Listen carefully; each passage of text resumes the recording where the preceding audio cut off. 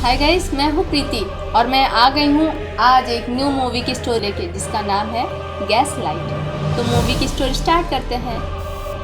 Movie शुरू होती है जिसमें मीशा दिखाई देती है, यानी कि सारा अली खान। मीशा 15 साल बाद अपने घर लौटी है और मीशा को लेने उसके घर का नौकर आया है जो बचपन में मीशा का देखभाल करता था।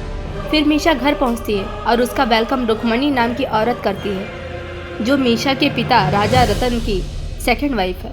रुक्मणी पहले मीशा के घर पर नौकरानी रहती थी।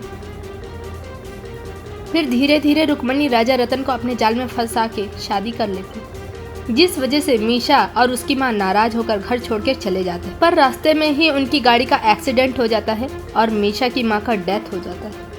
मीशा व्हीलचेयर पे आ जाती है और अपनी इस हालत का जिम्मेदार मीशा रुक्मणी को मानती है। मीशा अपने पिता को दाता कहकर बुलाती थी तो वो रुक्मणी से पूछती है कि दाता कहाँ है। रुक्मणी कहती है कि वो कुछ काम से बाहर गए हैं और 2-4 दिन के बाद ही वापस आएंगे। पर मीशा को रुक्मणी पर शक होता है क्योंकि मीशा को उसके पिता ने ही खत लिखकर बुलाया था और ये कैसे हो सकता है कि उसके पिता मीशा से बिना मिले ही चले गए। फिर मीशा अपने कमरे में चली जाती है और वहाँ वो अपने बचपन में बनाई हुई ड्राइंग देखने लगती है। उसे थोड़ा अजीब महसूस होने लगता है। फिर मीशा अपने पिता को फ़ोन लगाती है पर उनका फ़ोन नहीं लगता। तब तक कमरे के दरवाजे को कोई खटखटाता है। मीशा जाकर दरवाज़ा खोलती है पर वहाँ कोई नहीं रहता। मीशा ध्यान नहीं देती और दरवाज़ा बंद करके बाहर आ जाती है। जैसे ही मीशा वापस आती है कोई फिर से दरवाज़ा खटखटाता है। मीशा दरवाज़ा खोलती है तो उसे कोई आवाज़ सुनाई देती है। मीशा उस आवाज़ का पीछा करने लगती है तो उसे जादूगर की परछाई नज़र आती है।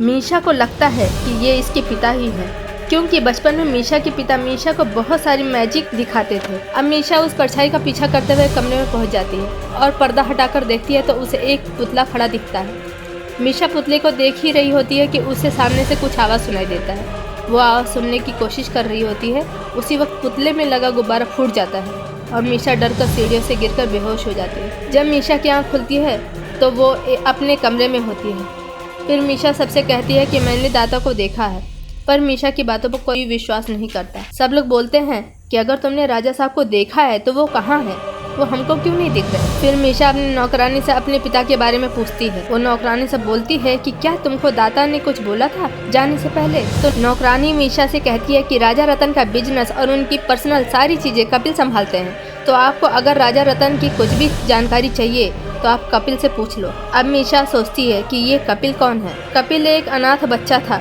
जो राजा रतन की छत्र छाया में बड़ा हुआ था। अब मीशा बहुत सारी उलझन में रहती है तो रुक्मणी मीशा का मन बहलाने के लिए शूटिंग वाली जगह पे ले जाती है।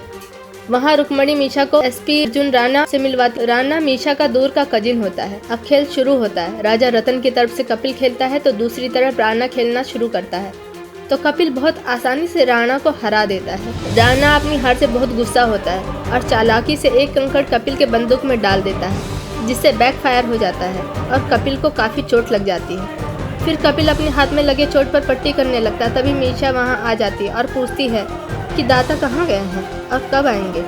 तो कपिल मीशा से कहता है कि वो कुछ प्रॉपर्टी के सिलसिले में कूद गया था तो उसे कुछ नहीं पता। फिर मीशा कपिल से पूछती है कि क्या दाता और रुक्मणी के बीच में सब ठीक है। तो कपिल कहता है कि मैं राजा साहब के बहुत करीब हूँ, पर फिर भी राजा साहब की निजी जिंदगी से कोसों दूर हूँ, तो मेरे पास इसका कोई जवाब नहीं है। फिर मीशा सो रही होती है तो उसे पियानो की आवाज़ सुनाई देती है तो वो उस आवाज़ के पीछे जाती है और एक कमरे में पहुँचती है जहाँ प्रोजेक्टर पर मीशा और उसके पिता का वीडियो चल रहा था। अब मीशा वीडियो देखकर इमोशनल हो जाती है। वीडियो में मीशा के पिता मीशा की तरफ हाथ बढ़ाते हैं तो मीशा भी अपना हाथ प्रोजेक्टर की तरफ बढ़ाती है और जैसे ही मीशा का हाथ प्रोजेक्टर के पास जाता है वैसे ही प्रोजेक्टर चीरकर एक हाथ बाहर निकलता है और मीशा के हाथ को पकड़ लेता है। अब मीशा बहुत डर जाती है और जोर से चिल्लाती है। फिर मीशा सारे घर में ये बात बताती है तो मीशा के घर वाले पूरे पैलेस की छानबीन करवाते हैं लेकिन वहाँ कुछ भी नहीं मिलता और प्रोजेक्टर का पर्दा भी सही रहता है जिससे मीशा की बात पर कोई विश्वास नहीं करता। अब मीशा बहुत परेशान हो जाती है।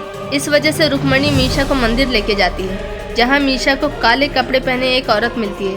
वो मीशा से कहती है कि तुम्हारे पिता मर चुके हैं और उनकी आत्मा तुमसे कुछ कहना चाहती है। इससे पहले कि मीशा उस औरत से कुछ पूछ पाती रुक्मणी वहाँ आ जाती है और वो उस औरत को भगा देती है। घर आकर मीशा कपिल को मंदिर वाली बात बताती है और कपिल को कहती है कि उस औरत को यहाँ बुलाए और वो औरत आती है उसके पिता की आत्मा को बुलाने की कोशिश करने लगती। इससे पहले कि वो अपनी रिचुअल को पूरा करती, वहाँ फिर से रुक्मणी आ जाती है और वो उस औरत को वहाँ से भगा देती है। वो औरत वहाँ से चली जाती है और जाते जाते वो औरत मीशा से कहती है कि तुम्हारे पिता रात को 12 बजे तुम्हें जवाब देंगे, तुम तैयार रहना। अब मीशा 12 बजने का इंतजार करने लगती है। रात को 12 बज जाते हैं और मीशा को गाड़ी का हॉर्न सुनाई देता है। मीशा को लगता है कि ये बात सच हो गई है। वो गाड़ी के हॉर्न की आवाज़ को फॉलो करते हुए गाड़ी के पास जाती है और वहाँ सारी गाड़ियों के हॉर्न एक साथ बजने लगते हैं और एक गाड़ी की लाइट ब्लिंक करने लगती है। जब मीशा उस गाड़ी में जाकर देखती है तो उसे अपने दादा की लाश दिखाई देती है। मीशा घबराकर हेल्प हेल्प चिल्लाती है पर उसकी आवाज़ कोई नहीं सुनता। फिर मीशा घर में जाकर सबको बुलाकर लाती है पर गाड़ी में कुछ भी नहीं होता। मीशा फिर से परेशान हो जाती है। फिर रुक्मणी अंदर आती है फ़ोन लेकर और मीशा से बोलती है कि तुम्हारे पिता तुमसे बात करना चाहते हैं, लो बात करो।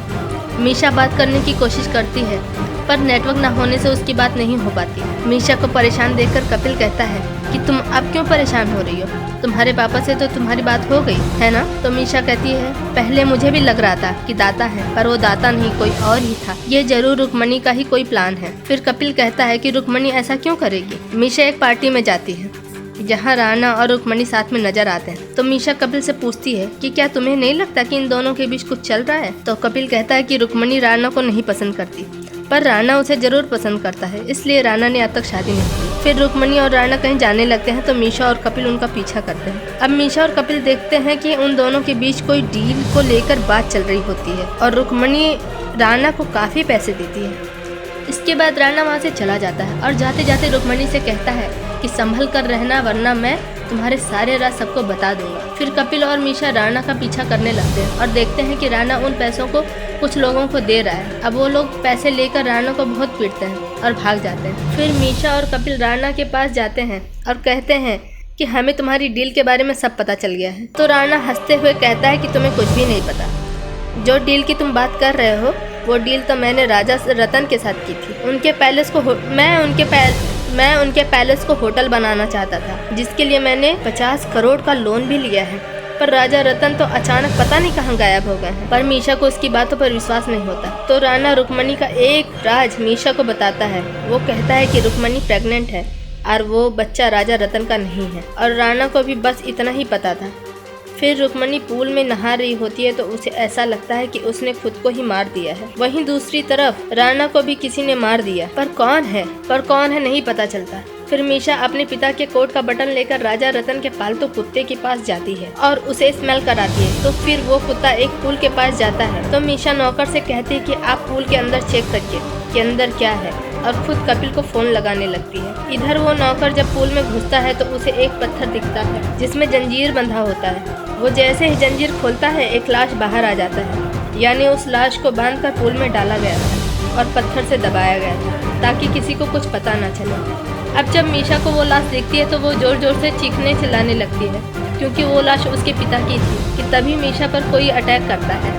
अब जब मीशा की आंख खुलती है तो वो एक गाड़ी में रहती है और ड्राइविंग सीट पर उसका नौकर रहता है जिसे किसी ने मार दिया था। फिर जब तक मीशा को समझ पाती उसकी गाड़ी को कोई धक्का देकर पानी में गिरा रहा था। जब मीशा पीछे देखती है तो वो हैरान हो जाती है, ये कोई और नहीं कपिल था। कपिल मीशा की गाड़ी को पानी में गिरा देता है और कहानी फ्लैशबैक में चली जाती है और पता चलता है कि ये सारा जाल कपिल ने ही बिछाया था। कपिल ने ही मीशा को लेटर लिखा था। वो प्रोजेक्टर और पियानो वाला इंसिडेंट प्लान का एक हिस्सा था। उस औरत को भी कपिल ने ही हायर किया था ताकि वो मीशा को पागल घोषित कर सके और प्रॉपर्टी अपने नाम करवा सके। और फ्लैशबैक में ही दिखता है कि रुक्मणी का अफेयर राणा के साथ नहीं बल्कि कपिल के साथ था। जब राजा रतन दोनों को रंगे हाथ पकड़ लेते हैं तो कपिल राजा रतन को मार डालता है। अब कहानी फिर से प्रेजेंट में आ जाती है जहाँ रुक्मणी बहुत घबराई हुई थी। उसे लगता है कि राजा रतन की आत्मा उसके पास ही है। तभी उसे कपिल का फोन आता है और कपिल रुक्मणी से कहता है कि पुलिस को गाड़ी मिल गई है पर उसमें सिर्फ एक ही लाश मिली, लेकिन दूसरी लाश भी पुलिस जल्द ही ढूंढ लेगी। अब रुक्मणी बहुत डरती है कि कहीं वो लोग पकड़े न जाए।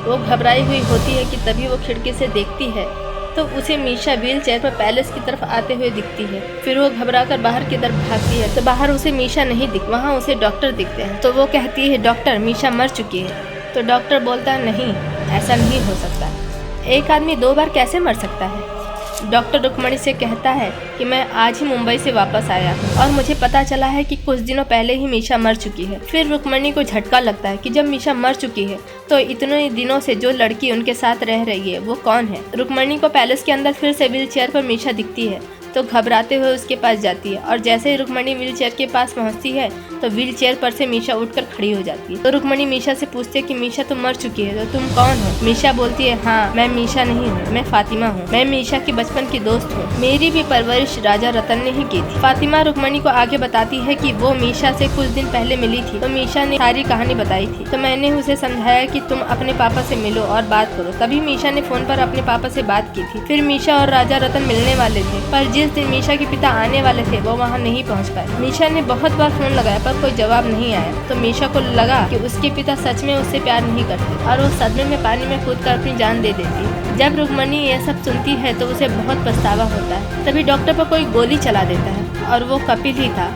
अब मीशा भी वहाँ से भागने की कोशिश करती है तो कपिल उस पर अटैक कर देता है। रुक्मणी कपिल को बहुत समझाने की कोशिश करती है कि मीशा को छोड़ दे पर कपिल रुक्मणी की बात नहीं सुनता। दोनों की हाथापाई में एक गोली रुक्मणी को लग जाती है और वो पानी में गिरकर मर जाती है। तब तक मीशा वहाँ से भाग जाती है। रास्ते में मीशा को एक बंदूक मिलता है। अभी कपिल मीशा का पीछा करते वहाँ पहुँच जाता है तो मीशा कपिल को गन पॉइंट पर ले लेती है और कहती है कि मेरे करीब मत आना वरना मैं गोली चला दूंगी। चलो मैं तुम्हें एक कहानी सुनाता हूँ। 20 साल का एक लड़का राजा रतन का कीमती सूट पहन लेता है तो राजा रतन ने क्या किया जानती हो। उन्होंने उस लड़के को सरेआम बेइज्जत किया और कपड़े उतरवा लिए और कहा कि तुम्हारी औकात इस सूट के धागे के बराबर भी नहीं है। और वो समझ जाता है राजा की नेकी नहीं उसकी दी हुई भीख है। अपनी बातों में उलझाकर कपिल मीशा के हाथों से बंदूक छीन लेता है और कपिल मीशा के ऊपर गोली चला देता है पर बैकफायर हो जाता है और गोली कपिल के गर्दन में लग जाती है जिससे कपिल की वही मौत हो जाती है। जब राणा ने चुपके से कंकड़ कपिल के बंदूक में डाला था वही चीज फातिमा ने भी अपनाकर अपनी जान बचाई थी। फिर फातिमा मीशा और राजा रतन की याद में कुछ अनाथ बच्चों को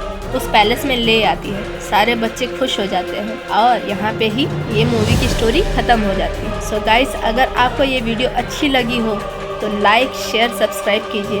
मैं फिर मिलूंगी। Bye bye.